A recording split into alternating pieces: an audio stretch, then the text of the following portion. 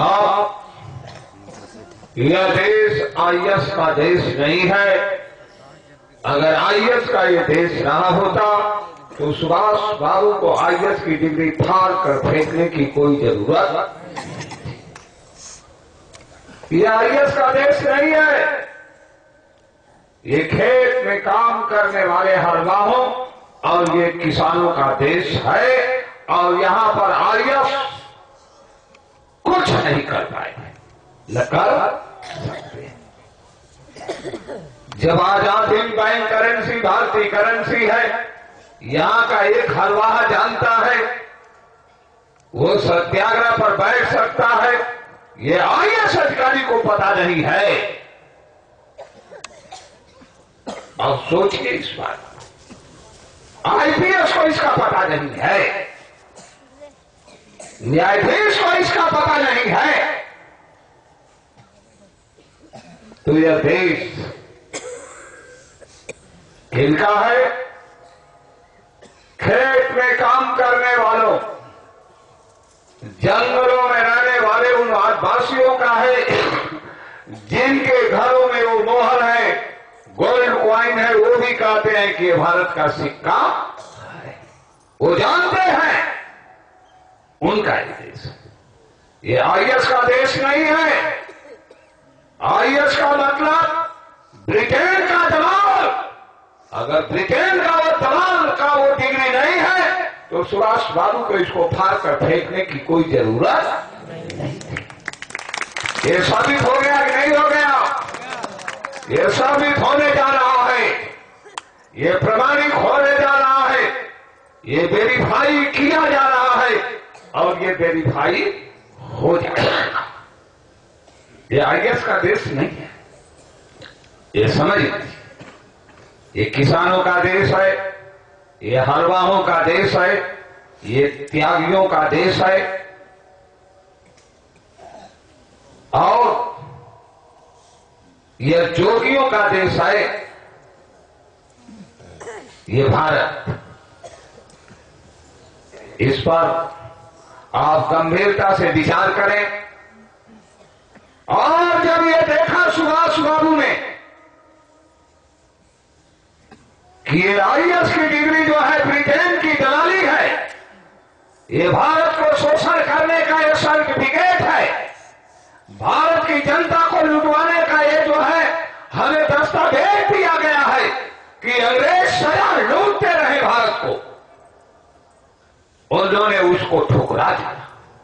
उन्हें नहीं ठुकराया, उनको बहुत ख्वाहिश थी उनके मां बाप को कि ये सुभाष जो है जब लंदन से आएगा तो भारत की जनता को जो उड़ीसा के जंगलों में पड़ी हुई है, वो प्रभावती मां ने देखा था, वो क्या सोचा था मैं ये नहीं जानता।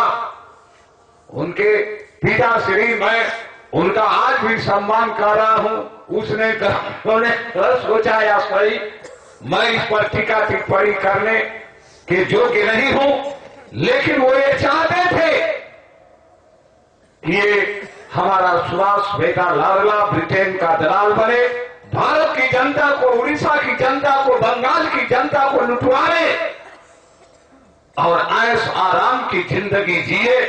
लेकिन उनको उस आईएएस की डिग्री जो हिजड़ापन की डिग्री थी, जो बिल्कुल हिजड़ा बना रही थी सुभाष बाबू को, नपुंसक बना रही थी, नामर्द बना रही थी, देश में घृणा फैला रही थी, उन्होंने उसको ठुकराया, ठुकराया, शान से ठुकराया, स्वाभिमान से ठुकराया, गीदड़ की तरह नहीं ठुकराया और ठुकरा करके वो मैदान में कूद गए और जब वो अपने घर से बिल्कुल चुपचाप निकल गए तो मां बाप भाई रोते रह गए, लेकिन आज तक उन्होंने मुंह फेर करके देखा नहीं। वो है शेर देश के लिए, उन किसानों के लिए, उन हरवालों के लिए। और आज गांव में जब ये बात पहुंची अपने गांव में, गया देखा, सब लोग कह रहे हैं कि यही भारत का सिक्का है। सब लोग कह रहे हैं, ये IAS डिग्री लेकर के बैठे हैं। मथुरा के किसी भी गांव में चले, इस सिक्का को दिखाते ही समूची जनता कहेगी कि यही हमारा सिक्का है। कहेगी कि नहीं? सब बात जानता है, इनको आज तक पता है। ये बात सोची, वो चले गए। ये लंबा रास्ता था, इस रास्ते में चलने के काबिल, उनके साथ देने के काबिल न उनकी मां थी, न उनके पिताश्री थे, न उनके भाई रह गए। और जब वहां से चले तो लंबी रात ही काबुल तक गए। वहां से भी जो लोग साथ चल रहे थे वो भी अब आगे नहीं जा सकते थे, वहीं से लौट आए। और उसके बाद वो जर्मन से जापान तक गए और इम्फाल तक गए।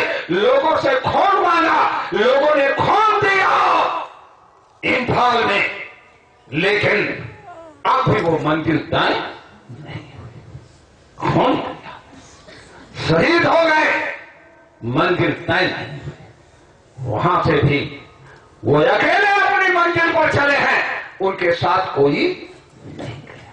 कोई गया?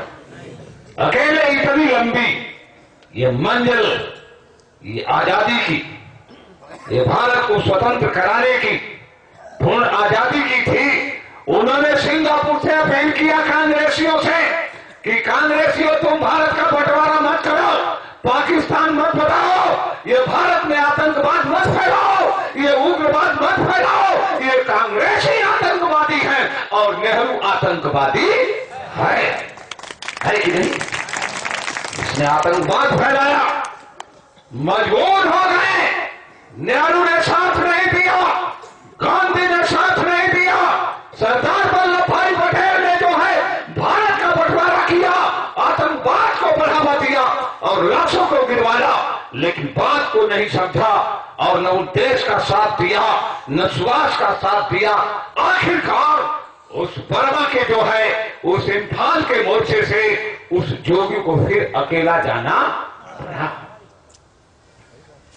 और ये आज तक देश में गुजर रहा है कि वो जोगी मरा है कि जिंदा है। ये बैठी हुई मोदी सरकार और ये कांग्रेसी जो है ये बताने के लिए तैयार नहीं है कि वो मर गए हैं कि जिंदे हैं। और जिस सम्राट ने अपना सिक्का लेकर आना, ये भारत का अंतिम लॉर्ड एम्परर जो था वो जफर शाह बहादुर थे। और इसके बाद जब वो सिक्का लेकर के आए, भारत का नक्शा लेकर आए और वो सिक्का ही भारत को नाप देता। और आज ही वो सिक्का भारत की कहां तक सीमा है नाप करके दिखा देगा। उसमें कितनी बड़ी ताकत है। वो जोगी अकेला निकल गया और जो है वो जोगी निकलता रहा। और ऐसा सुनने में आया है, लोगों ने बताया, मैं भी कानपुर फूलबाग में गया था, सलूट मारता हुआ एक आदमी जोगी के रूप में बोल रहा है कि मुझे कोई पहचानना हो तो मैदान में आओ। सलूट मारता हुआ, शायद वो नेताजी हो। और इतने दिन तक देश में पड़ा रहा। उनसे सर्टिफाई की बात की जा रही है। ये पीएम क्यों नहीं सुन रहे? सुनना चाहिए कि नहीं सुनना चाहिए? ये तो एक खोज है, शायद वही निकल जाए। हो सकता है कि नहीं हो सकता? अगर वो झूठ बोलने वाला व्यक्ति रहा होगा तो फुराटिया निकल जाएगा। निकल जाएगा कि नहीं निकल जाएगा? लोगों की आंखों में धूल झोंका होगा, नहीं तो यथार्थ आएगा। वो तो अकेला अपनी रास्ता तय कर रहा है, सुबह आज भी तय कर रहा है, अकेला जा रहा है। हम लोगों को देखने में नहीं आ रहा, लेकिन जा रहा है कि नहीं जा रहा? जा रहा है कि नहीं जा रहा? और वो जब मथुरा में आश्रम बना, ये दाज की करोड़ों की फौज थी धनों की, छोड़कर भाग गए कि नहीं भाग गए? बोलिए, भाग गए कि नहीं भाग गए? ये झोलर बांध करके घूम रहे हैं, ये भगत बन करके घूम रहे हैं, भाग गए कि नहीं भाग गए? सुभाष सेना के नाम पर अनेकों बना करके ये धंधा कर रहे हैं भारत के, भारत की जनता के साथ एक उन्होंने धंधा बना दिया। धंधा बना लिया, बकवास बंद करो सुभाष के नाम पर। तूने आज तक, उन्होंने जब इस बात को कहा, इम्फाल से जब गए तो टू गो दिल्ली मैंने वे दिल्ली जाने के अनेक रास्ते हैं और उन्होंने रोम लाइफ रास्ता बताया है। इस रोम लाइफ फार्मूले को ये सुभाष बाबू के फॉलोअरों ने क्यों नहीं अपनाया? क्यों नहीं अपनाया? रोम लाइफ रास्ते से वहां जाया जा सकता है कि नहीं जाया जा सकता? वो रोम लाइफ क्या फार्मूला है, वो क्या रास्ता है, इस बात को आप समझिए। और जो बकवास कर रहे हो तुमको रोम लाइफ आता है? बोलो, रोम लाइफ जानते हो? कभी फौजी बन गए, कभी आजाद हिंद बन गए, कभी भगत बन गए, माला घुमाने लगे, कभी दाढ़ी बढ़ा करके गुरु बन गए, कभी दाढ़ी कटा करके छत्री बन गए। बोला, ये बकवास है कि नहीं बकवास है? अगर भारत में किसी के पास रोम लाइफ रास्ता हो तो मैदान में वाले पता है तो रोम लाइफ रास्ता जा रहा है। और नकलचियों, सुभाष के नाम पर धोखा देने वालों, तुमने जो ये सत्याग्रह चल रहा है, इसकी घोषणा हो गई थी कि स्वाधीन भारत विधिक सत्याग्रह संदेश यात्रा निकलेगी और ये मथुरा से मोर्चा लगेगा। ये सत्याग्रह बैठ गया है। अब तुमको पता चलेगा कि रोम लाइफ क्या होता है। रोम लाइफ दिल्ली पर जाना है। रोम लाइफ की मीनिंग आती है तुम्हें? बोलो, तुमको पता है? रोम लाइफ तुमने देखा पढ़ा कहे? बकवास कर रहे हैं। बकवास सुभाष के नाम पर बंद करो।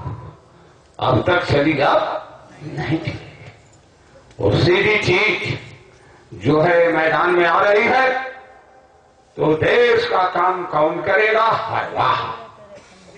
वो किसान सुभाष की बात को समझेगा, हलवाए समझ गए, लेकिन आईएएस की डिग्री लेने वाले, ये दाढ़ी बढ़ाने वाले, ये दाढ़ी कटाने वाले, फिर दाढ़ी बढ़ाने वाले, ठीका चंदन लेने वाले, ये माला लेने वाले और सुभाष के नाम पर ज्यादा करने वाले न आज तक समझे ना। बात तो ये है, इस बात को समझिए। तो ये रोम लाइफ दिल्ली जाने की यात्रा हो रही है और ये फार्मूला है, तेरे समझ में नहीं आएगा। सुन, और रोम लाइफ फार्मूले की बात बेरी वाले बाबा ने बताया कि ऐसे चुटकी बजते लाल किले पर झंडा फहर जाए, ऐसे हो जाएगा कि नहीं? ऐसे चुटकी बज के तुमको पता नहीं है ये कैसे होगा। ये रोम लाइफ फार्मूला जा रहा है। चुटकी बजेगी और लाल किले पर आजाद हिंद सरकार का झंडा फहरेगा। इस बात को समझो, इस पर आप विचार करिए गंभीरता के साथ सब लोग। तो सुभाष बाबू की बात कौन समझता है? तो किसान, हलवा समझता है, लेकिन वो कोई दिल्ली की तरफ चलेगा तो दौड़ेगा तब। कोई तो दिखाई नहीं, सुभाष की इंतजारी कर रहा है। सुभाष अगर पत्थर में आ जाएगा, दिल्ली की तरफ जाएगा, तब भी वो दौड़ेंगे। लोहे में आ जाएगा, खंभा में आ जाएगा, पेड़ में आ जाएगा, वो दिल्ली की तरफ रोम लाइफ जाएगा तो दौड़ेगा। और बेड़ी वाले बाबा ने संकेत किया कि ये पहाड़ों से, पेड़ों से, पत्थरों से ये सुभाष का काम करते थे। कहा कि नहीं कहा? इनसे काटने लगे, क्योंकि वो टू द लाइफ रोम चलेगा। इस बात को समझिए सत्याग्रहियों, आप टू द लाइफ रोम नहीं समझ पाए। और बेरी वाले बाबा, टू द लाइफ रोम की यात्रा जो है वर्ल्ड के विद्वानों की रूल ऑफ लॉ क्या है, ये बड़ी ऊंची कहानी है, कैसे इसका जन्म हुआ। लेकिन बेरी वाला बाबा जो था बहुत सीधी सादी हिंदी बोलता था, और जो बेरी वाला बाबा हिंदी बोलता था, चाहे बहुत बड़ा विद्वान ही हो क्यों न हो, उस हिंदी की नकल नहीं कर सकता। मैंने भी देखा बोलने की सही साधारण भाषा, लेकिन उसकी नकल संभव नहीं। तो कुछ लोग नकल कर रहे हैं, बोली की कर रहे हैं कि नहीं कर रहे हैं, लेकिन टू द लाइफ रोम जाना है, नकल करना बंद करो, नकल बंद करना बंद करो। इस बात को समझ, नकल से काम नहीं चलेगा। सवाल तो सही सही लगा। और टू द लाइफ रोम जब सेटल हो जाएगा तो उसको कोई माई का लाल रोकने वाला नहीं है। सेटल करो टू द लाइफ को, हो जाएगा कि नहीं हो जाएगा, वो तो फार्मूला है। और जब फार्मूला सेटल हो जाएगा और जब ऐसे बटन दबाएंगे तो बटन दबते ही वो गाड़ी, वो हवाई जहाज आसमान में उड़ने लगेगी। ये तो सिद्धांत है, सिद्धांत की बात आपके बीच में रखी जा रही है। ये रूल ऑफ लॉ जो है एक सिद्धांत है। सिद्धांत जब वो सिद्धांत हो सेटल हो जाएगा तो दिल्ली के लाल किले पर झंडा कैसे फहरेगा, जितना देर बटन दबाने में,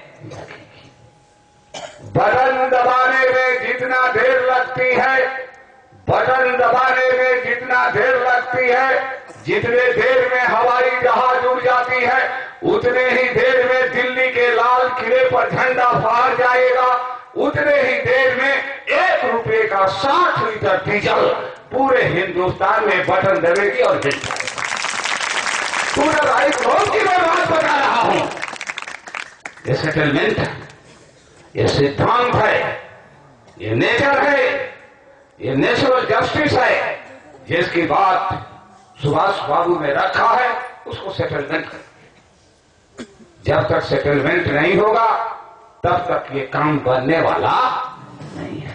इसी का नाम है सत्याग्रह, इसी का नाम है साधना, इसी का नाम है समाधि, इसी का नाम है योग, इसी का नाम है भजन। कि बटन दबते ही जब 60 लीटर डीजल पूरे हिंदुस्तान में गिर जाएगा तो लोग कहेंगे कि भजन ये करते कि नहीं करते, कह देंगे कि नहीं करते, कह देंगे तब तो कह देंगे कि ये सत्याग्रह। कहना पड़ेगा कि नहीं कहना पड़ेगा, ये सत्याग्रह, ये तो सही चीज है। तब इस बात को समझिए, वो सेटल होने दीजिए, देखिएगा बटन दबेगी, दबेगी कि नहीं दबेगी। वो तो कह रहे हैं पूरा सेटल कर लो, जैसा कि हरनाथ सिंह ने सुनाया, सेटल कर लो अपने मन के मुताबिक, पूरा सेटल कर लो और उस पर मुहर लग जाएगी। बस मुहर मारने का मतलब बटन दबना। जितने देर में मोहर लग जाती है उतने ही देर में ना होगा।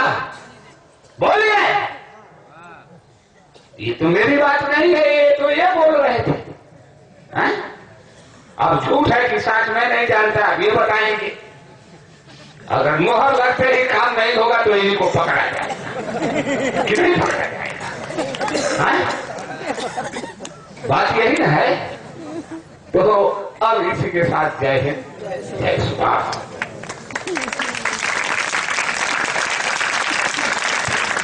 प्रणेता जी के इन्हीं शब्दों के साथ आज का कार्यक्रम यहीं पे संपन्न होता है। जय हिंद, जय सुभाष। स्वाधीन भारत की, स्वाधीन भारत की, स्वाधीन भारत की, स्वाधीन भारत ने ललकारा है, स्वाधीन भारत ने ललकारा है, स्वाधीन भारत ने ललकारा है,